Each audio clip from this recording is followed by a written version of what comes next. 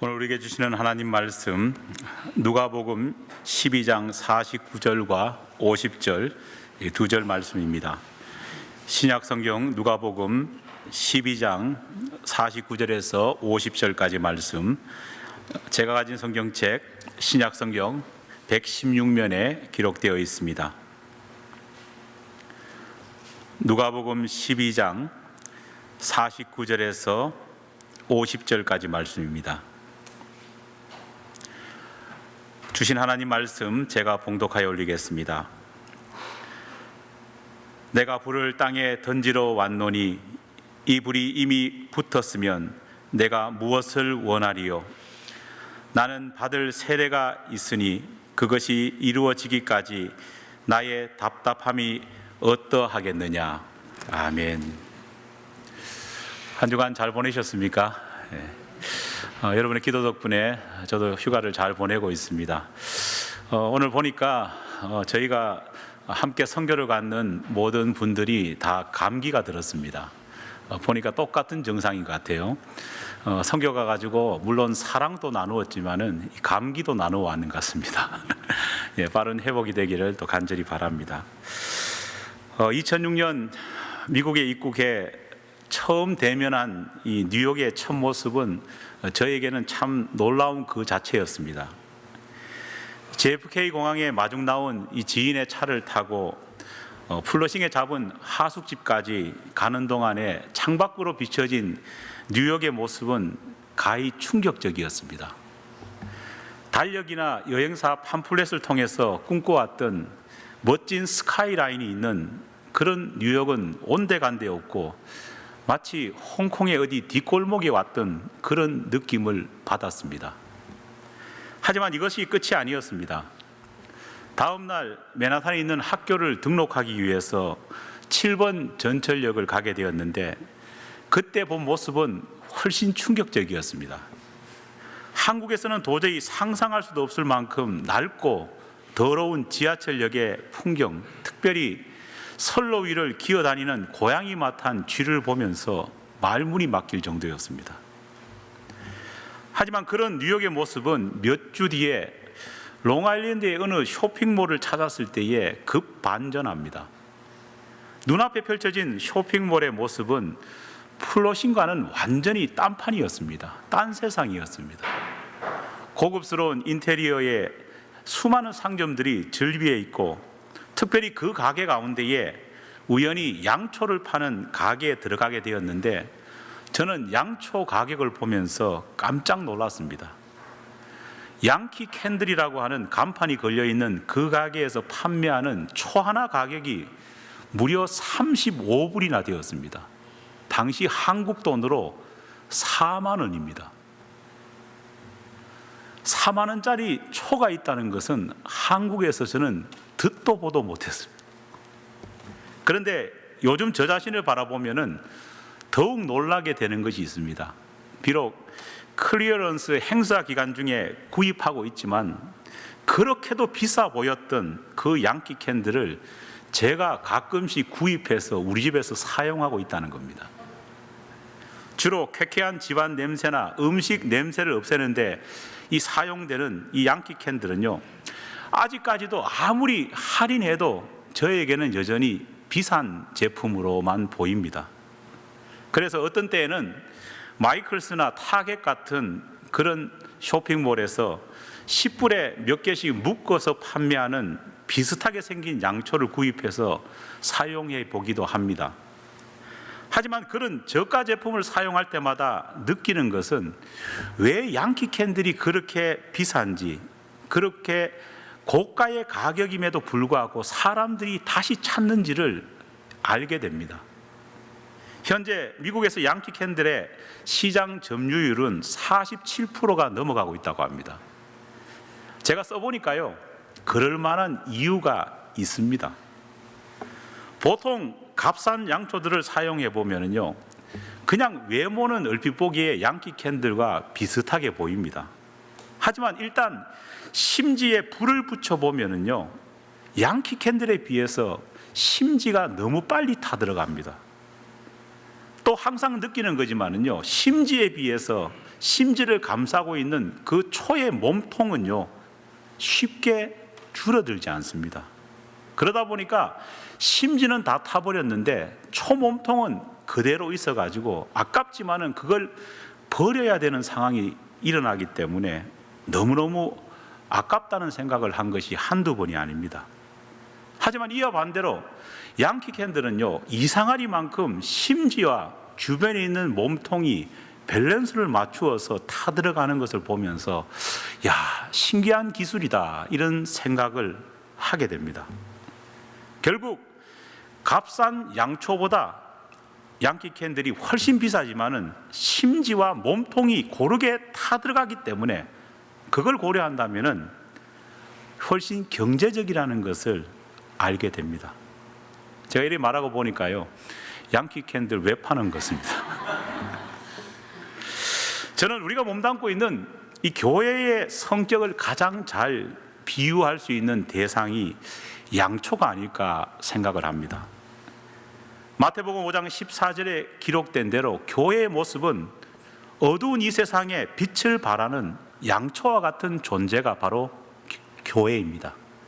동시에 교회는 요한복음 24장 12절 이하의 말씀처럼 사람들의 기쁨과 행복을 위해서 자신을 희생하는 존재가 바로 또한 교회입니다. 하지만 이런 접근에도 양초와 교회를 비교해서 깨닫게 되는 또 하나의 중요한 사실이 있습니다. 그것은 빛을 발하는 양초의 심지와 그 빛을 계속 유지시켜주는 양초의 몸통 사이의 관계에서 읽을 수 있는 하나의 교훈입니다. 양초의 심지같이 불타오르는 교회를 이끄는 저와 같은 목회자와 그 심지가 계속 힘차게 빛타오를 수 있도록 힘을 공급하는 건강한 성도들이 함께 어우러지는 밸런스가 맞는 것이 바로 건강한 교회인 것입니다. 지난주일 예배 설교를 통해서 저는 여러분들에게 교회는 심지 역할을 하는 목회자 홀로 결코 만들어갈 수 없다고 말씀드렸습니다. 그렇다고 교회가 몸통 역할을 하는 이 교인들의 힘만으로 만들어질 수 있느냐? 그것도 아니라고 했습니다. 교회는 목회자와 성도가 함께 동역할 때에 동역의 의미가 함께 멍에를 진다고 했지 않습니까? 함께 멍에를 지고 밸런스를 맞추어 갈 수 있을 때에 교회는 진정한 건강한 교회, 하나님이 원하시는 교회가 될 수 있다 말씀드렸습니다. 오늘 주님께서는 본문 말씀을 통해서 교회에 대한 이런 믿음 위에 한 가지 더 고려해야 될 중요한 사항 하나를 우리에게 알려주고 있습니다. 오늘 본문 말씀에서 특별히 눈길이 가는 것은요, 예수님께서 평소 제자들에게 말씀을 가르치실 때의 본래의 모습과 달리 오늘은 굉장하게 답답함을 표현하시는 내용이 오늘 본문에 기록되어 있습니다. 주님께서는 아주 직설적으로 주님의 답답하심을 표현하기까지 하고 있습니다. 누가복음 12장 49절로 50절 말씀입니다. 내가 불을 땅에 던지러 왔노니 이 불이 이미 붙었으면 내가 무엇을 원하리요? 나는 받을 세례가 있으니 그것을 이루기까지 나의 답답함이 어떠하겠느냐? 누가복음 12장 전체 문맥을 살펴보면요, 주님께서 본문을 통해서 말씀하시는 이 불이라는 것은 성령의 불이라는 것을 우리는 짐작할 수 있습니다. 이런 이해 아래서 본문을 풀이해 보면은 예수님께서 이 세상에 오신 목적 가운데의 하나는 죄악의 어둠 속에서 살고 있는 우리 같은 사람들에게 성령의 불을 붙여주기 위해서 오신 것임을 믿습니다.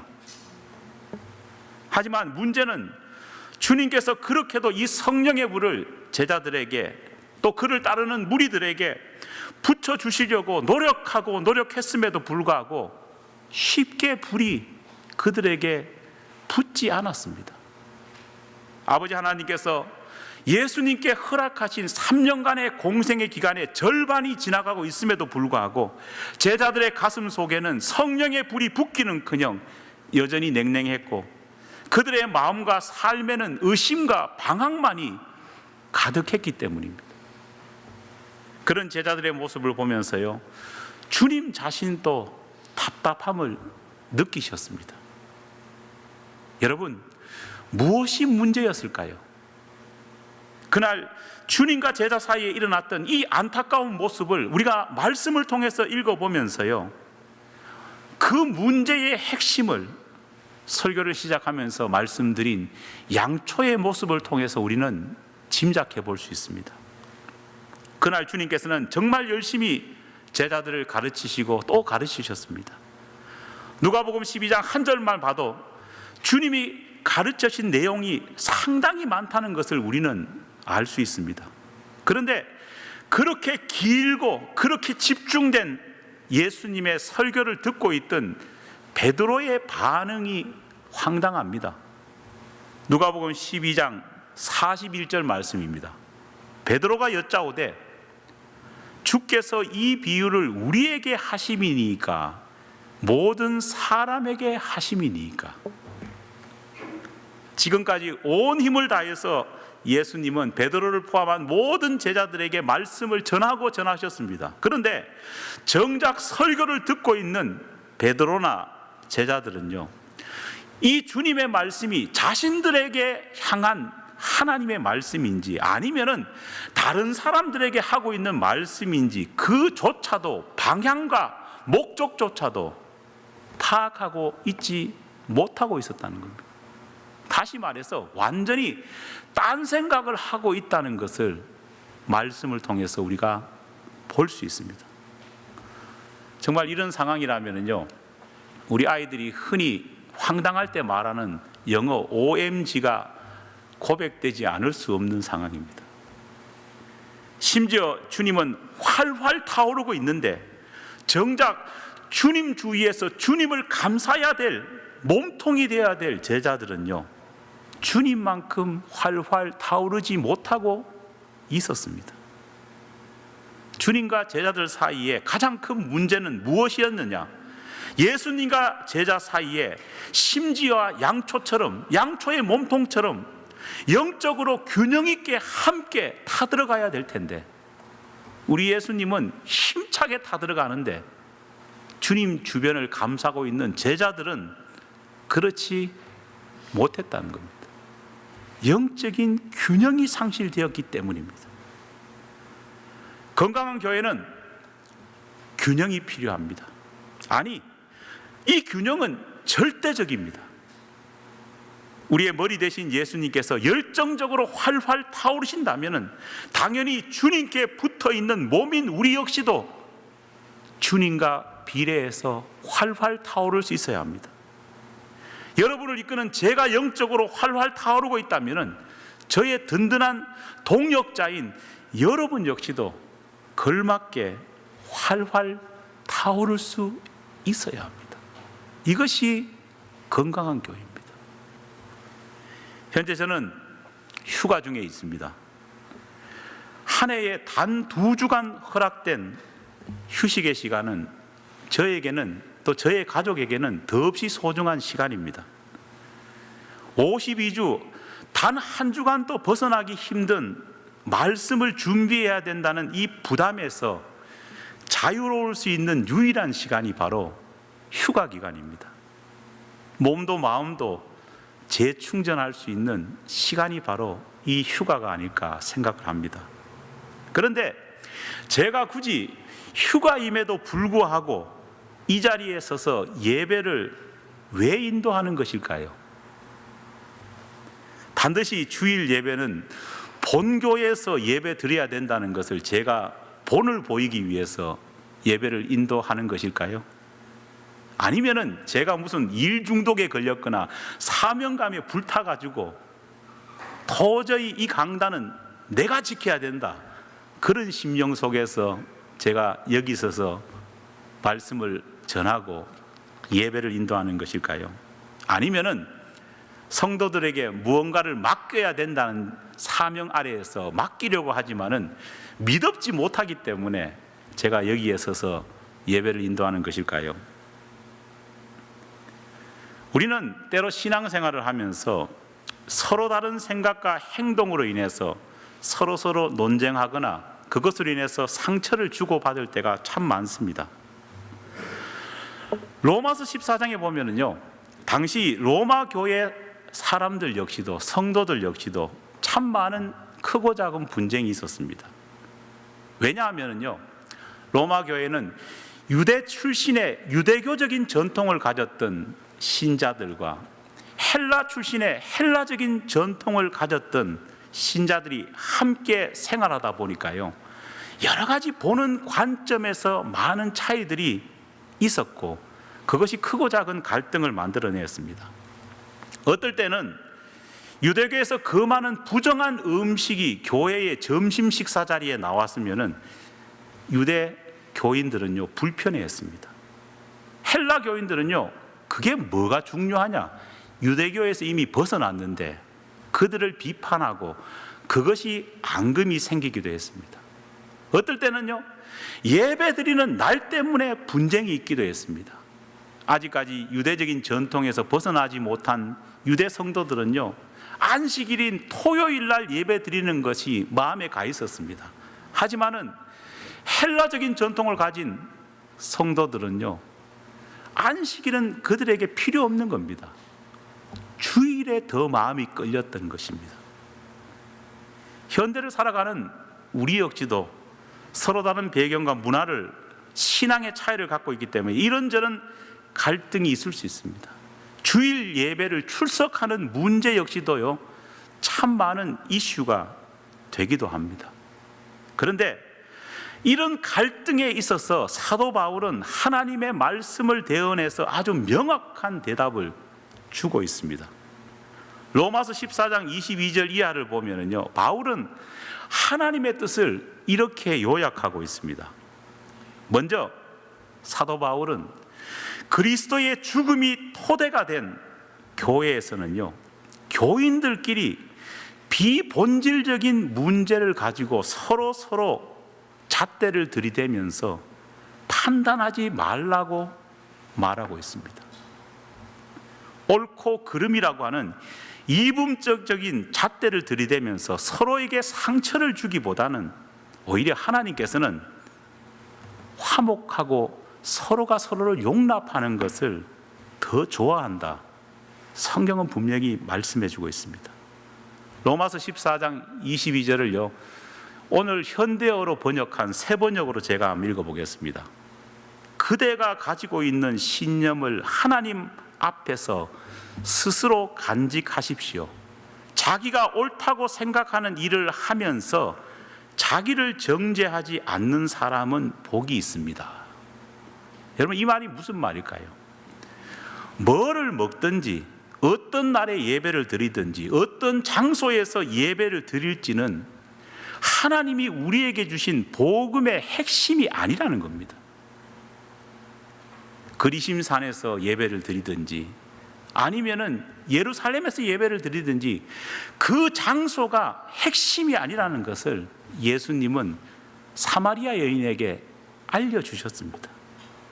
복음의 핵심, 예배의 핵심은 하나님께 예배 드리는 자체에 있고, 어리석게도 그것 때문에 갈등하지 않는 데 있다는 것을 말씀하고 있습니다.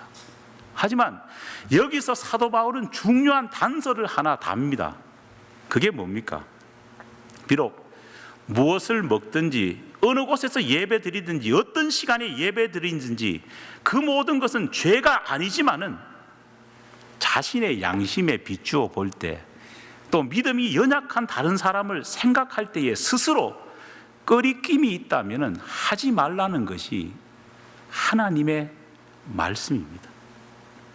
제가 오늘 이곳에 서서 예배를 인도하는 이유도 동일합니다. 저 역시 교회가 저에게 준 권리인 이 한 주간 강단을 비워도 되는 권리를 사용할 수 있습니다. 이것은 제가 사용한다고 해서 저 목사님은 충실하지 못하다, 그렇게 비판할 여지가 있는 것이 아닙니다. 그것은 죄나 어떤 비판의 대상이 될 영역은 결코 아닌 겁니다. 여러분도 휴가나 사업차 혹은 친지 방문 등으로 여러 가지 사유로 인해서 본교회에서 주일 성수를 하지 못할 경우가 있습니다. 하지만 그것이 죄나 어떤 비판의 대상이 되는 것은 아닙니다. 하지만 중요한 것은 그것이 자신에게나 다른 성도를 생각할 때에 꺼리낌이 된다면 하지 말아야 되는 겁니다.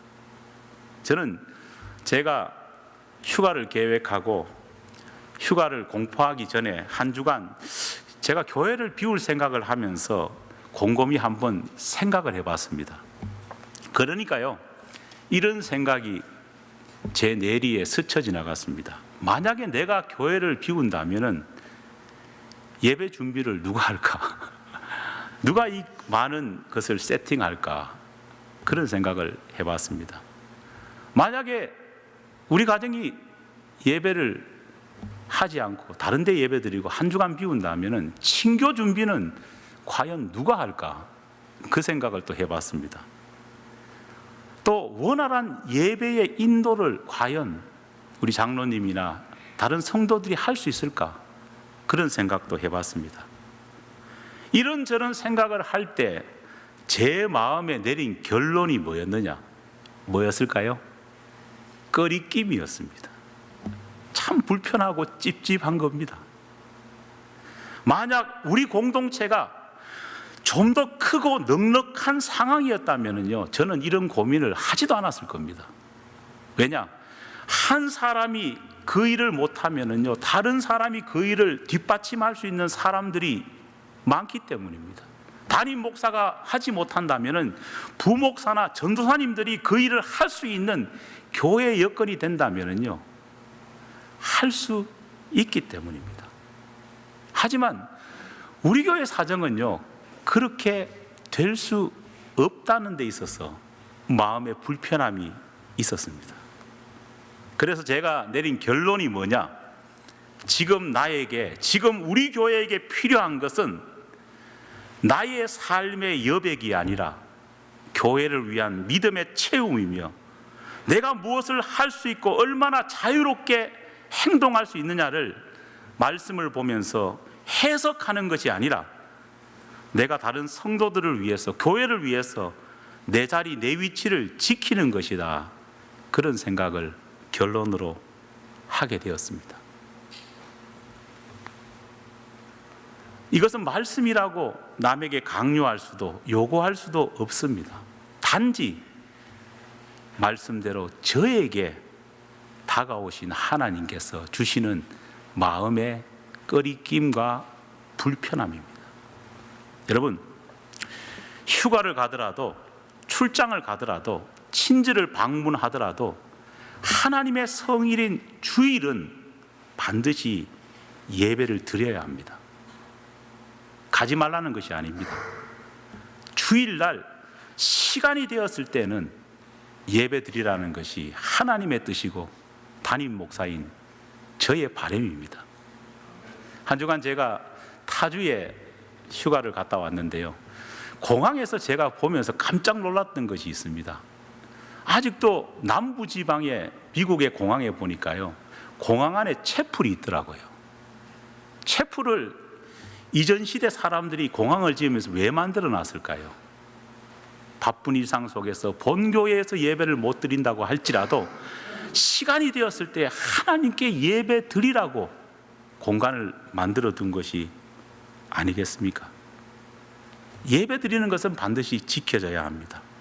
하지만 또 하나 고려돼야 될 것은요, 우리가 복음 앞에서 자유할 수 있지만은요, 늘 어떤 상황과 어떤 선택을 하든지 간에 믿음의 동료를 돌아보면서 어떤 애틋한 마음과 때로는 미안한 마음, 때로는 도움에 대한 감사하는 마음은요, 늘 우리가 가질 수 있어야 된다 생각합니다. 목회하면서 참 난감한 것이 있습니다. 그것은 우리 교우들이 휴가를 가서 한 주간 비워야 됩니다. 그렇게 말할 때 목사로서 잘 다녀오십시오. 그렇게 말을 하지 못하는 겁니다. 왜냐? 여러분 생각해 보십시오. 잘 다녀오십시오. 해야 될까요? 그것도 좀 이상하잖아요. 그죠? 그렇다고 해가지고 참 어떻게 그렇게 다녀오십니까? 말을 할 수도 없는 거잖아요. 하지만 분명한 것은 이 믿음의 원칙은 지켜져야 한다는 겁니다. 또 그렇게 가는 사람을 향해서 우리가 너는 왜 가느냐? 그렇게 말을 하면서 부담을 줄 필요도 없습니다. 왜냐? 그것은 복음의 핵심이 아니기 때문입니다. 그렇게 말한다면요, 예루살렘 교회는 사도 바울이 발을 붙이지 못했을 겁니다. 왜냐? 사도 바울은 예루살렘 교회에서 파송받아서 안디옥으로 갔지만은요, 자기 모교에서 예배드린 것보다 사방팔방으로 다니면서 예배드릴 경우가 더 많았기 때문입니다. 오히려 서로가 서로를 이해하는 것이 복음의 핵심입니다. 사랑하는 여러분, 분주했던 여름이 서서히 지나가고 결실의 계절인 가을이 우리 앞에 다가오고 있습니다. 다가올 가을을 기대하면서 우리가 무엇을 바라봐야 되겠습니까? 부족한 저도 여러분도 우리를 향해 큰 기대를 품고 계시는, 우리보다 더 열정적으로 복음의 심지를 태우고 계시는 그 예수님의 열정에 밸런스를 맞추어 가면서 우리도 우리의 몸을 불살라 태울 수 있어야 되지 않겠습니까? 주변의 많은 교회를 보면은요, 건강하지 못한 교회의 모습이 보입니다. 어떤 교회일까요? 목사님은 열정에 불타가지고 난리가 났는데 성도들은 차갑습니다. 그런 교회도 건강한 교회가 아닙니다. 성도들은 열정에 겨워가지고 난리가 나는데 목사님은 미지근하다. 그것도 건강한 교회가 아닙니다. 건강한 교회는 어떤 교회일까요? 좋은 초는 심지로 말하지 않는다. 제가 지어봤습니다. 이것처럼 불타는 예수님, 불타오르는 목회자, 동일하게 밸런스를 맞추어서 불타오를 수 있는 성도들이 함께 밸런스를 맞추는 교회가 건강한 교회가 될 수 있다 믿습니다. 이 가을에 그런 교회가 우리가 되기를 바라고, 또 휴가를 가시는 분이나 또 휴가를 계획하는 분이다, 이 목표를 향해서 새롭게 마음을 정하시고 또 새로운 도전을 받고 돌아오는 그런 저와 여러분이 되기를 간절히 축원합니다.